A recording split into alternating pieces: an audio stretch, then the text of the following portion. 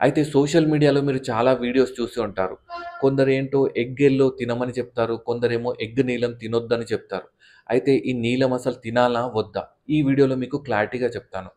అయితే నార్మల్‌గా ఈ ఎగ్ నీలంలో ఏంటంటే హెల్తీ ఫ్యాట్స్ అనేది ఎక్కువగా ఉంటాయి.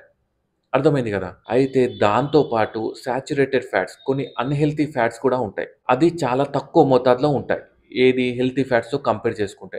అయితే నార్మల్ హెల్తీ పర్సన్ ఏంటంటే డైలీ ఒక ఎగ్ వైట్‌తో పాటు ఎగ్ నీలం తీసుకోవచ్చు. డైలీ ఒక ఎగ్ నీలం తీసుకోవడం వల్ల ఏం ప్రాబ్లమ్ ఉండదు. అయితే ఎవరు అవాయిడ్ చేయాలి అంటే ఎవరికైతే కొలెస్ట్రాల్ ఎక్కువగా ఉంటుందో అండ్ రీసెంట్‌గా హార్ట్ ప్రాబ్లమ్స్ గానీ, హార్ట్ సర్జరీస్ గానీ అయ్యి ఉంటుంది గదా! వాళ్ళు మాత్రం ఈ అవాయిడ్ చేయాలి. ఎందుకంటే ఈ ఏదైతే సాచురేటెడ్ ఫ్యాట్స్ అది తక్కువ మోతాదులో ఉంటాయో అది ఎల్‌డీఎల్ కొలెస్ట్రాల్‌ని పెంచుతుంది. అంటే బ్యాడ్ కొలెస్ట్రాల్‌ని పెంచుతుంది. సో, అందుకోసమే వీళ్ళు మాత్రం అవాయిడ్ చేస్తే మంచిది. హెల్తీగా ఉన్నవాళ్ళు మాక్సిమం ఒక ఎగ్ యెల్లో తీసుకుంటే మంచిది డైలీ 1.